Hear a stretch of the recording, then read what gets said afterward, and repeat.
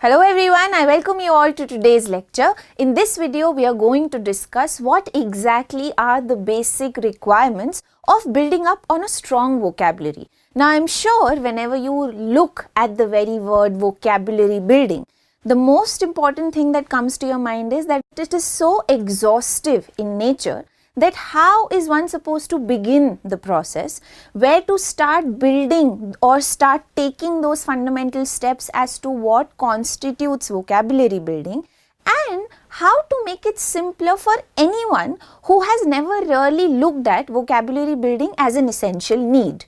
So when you take into account all these factors, no doubt it is an exhaustive process, no doubt it takes ages for a person to build up on a strong vocabulary.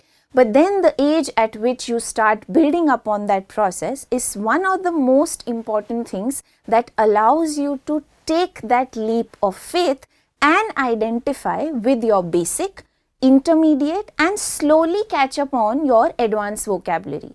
The most important thing about vocabulary building should be how does one proceed with the confirmation of word meaning as a process and not just dictionary vocabulary building.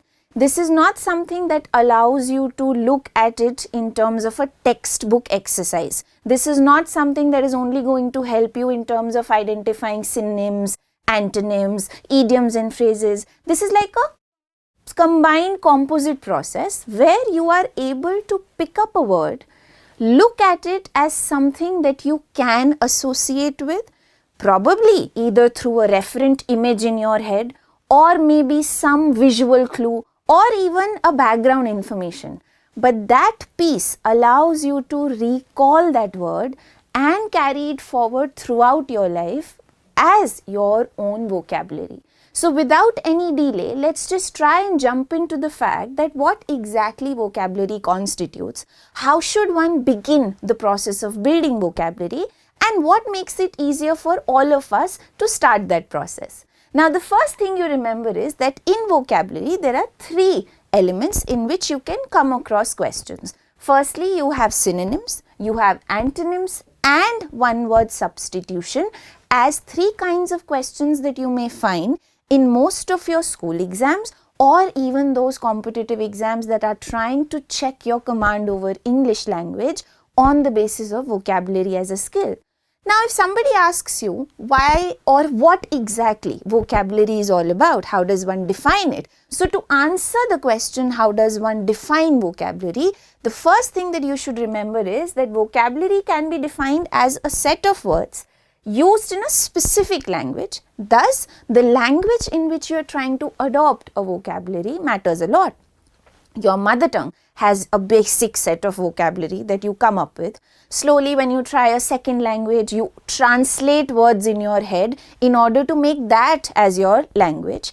And secondly, it comprises all the words that you understand when you read or write something or listen to someone speak. So this is your conditioning, this is your surrounding, which is going to add on to your vocabulary. More importantly, our vocabulary comprises all the words that we feel or comprehend in the correct context. So this is where your context really matters. If somebody is able to identify the usage, the situation in which that word is being used, that gives the reader or the one speaking that word a correct visualization of the meaning, and then he becomes sure that yes, this is the way I'm supposed to use it. Now, the second question that comes to our head would be, why to build vocabulary? Why is it so essential to begin at this age on this very fundamental skill? And why should one feel the need to really step by step improve upon one's vocabulary? The first thing you need to remember is vocabulary gradually built over age, no doubt, is a useful and fundamental tool for communication and acquiring knowledge. There are two things you need. In order to talk to someone, you need a set of words, but even to acquire knowledge or to add more information, you need to be well versed with vocabulary of that particular language. Secondly, in addition to comprehension skills, which is your understanding potential, a good vocabulary also helps you to articulate your ideas, convey, and thoughts in an effective way. So no doubt you may have come across people who have basic set of words in English language, but they don't really know where to place them correctly. So the ability to articulate the right way comes with the set of words that one carries with his own self, giving them that confidence to communicate in that language. Also, with a rich vocabulary, you do not sound repetitive and boring. So most of you who have that issue as to how to get rid of the same word over and over because I'm not really sure of the substitute, this is where your synonyms and antonyms play a role. In order to convey something, I don't have to stick to the similar set of words. I can replace them with better set if I know the correct degree of expression.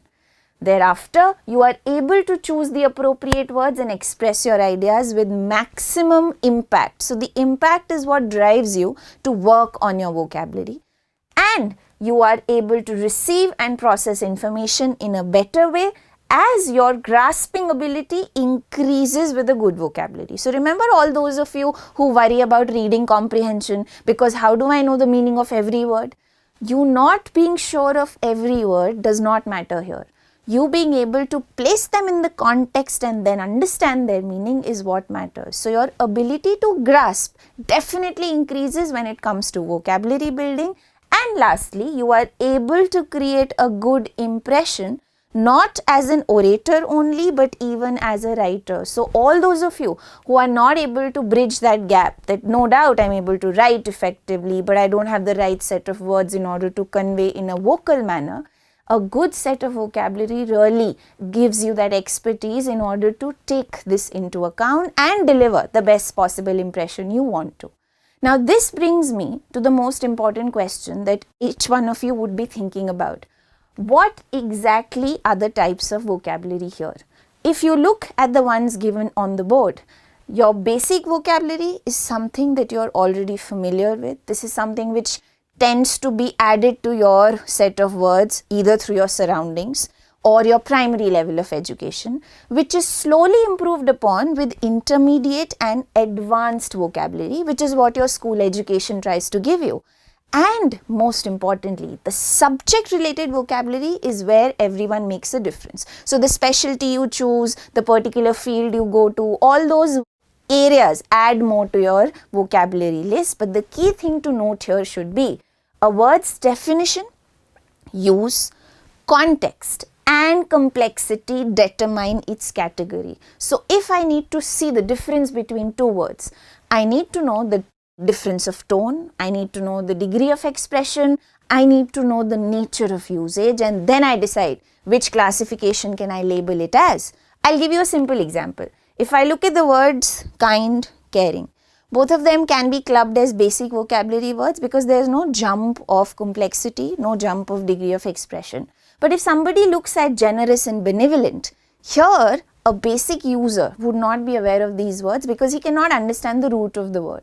So they come in the header of an intermediate class. And if I further improve the degree of expression, if I further heighten it, then it brings me to philanthropic or munificent, which are also the same family words but can be easily seen as advanced because philanthropy refers to charity, so you're adding to the kindness, and munificent is also close to benevolence but in terms of higher degree of expression. So whenever you're trying to learn the difference between synonyms of same family, remember the tone of the word, the complexity, the degree of expression make a huge difference as to how I should club it or which classification it works with. For example, if you look at the word jargon itself, how do you define it? Special words or expressions used by profession or group that are difficult for others to understand. So for those of you who always wonder that there is a word in particular subject which I am not at all aware of because it's subject related. This is where jargon comes in. For example, if you look at the word bench, as an object, bench is very easy to understand. It's something we sit on. But if I look at it as a term used to refer to judges or the court, now here bench becomes an uncommon usage. Similarly, the word decree, you may not have heard of it, but in legal terminology, an order entered by the court that sets forth the judge's decision is called a decree. And if I look at the word prosecutor, even in the case of legal terminology, the government's lawyer in a criminal case is referred to as prosecutor and not just lawyer. So if somebody is looking at these words, just these words, all three of them can be easily understood as legal jargon. You are not going to focus on vocabulary building just for the jargon set of words. You are going to focus on vocabulary building to allow yourself to move from few basic to slightly intermediate and thereby advanced words, so that every word can be associated with its familiar image. That familiar image which is easy to understand, something you have not mugged up because you don't need someone else's example for that. It's something which is close to your heart always. Therefore, types of vocabulary can also be seen as expressive and receptive. For example, expressive vocabulary refers to the words that we use to express our thoughts and ideas, words that we use for speaking and writing essentially. These are your expressive vocabulary words. On the other hand, receptive vocabulary refers to all the words that you understand while reading books or listening to someone speak, words that you process while receiving information. So if you want to focus on the words that you process while somebody else is speaking, then you're essentially building your receptive vocabulary. But you notice how these words never really become part of our vocabulary. We just listen to them, try to understand them for the moment, and then slowly forget. The ones that we talk about in terms of speaking or writing are the only ones that you're comfortable dealing with. Therefore, you need tools to really work upon vocabulary building.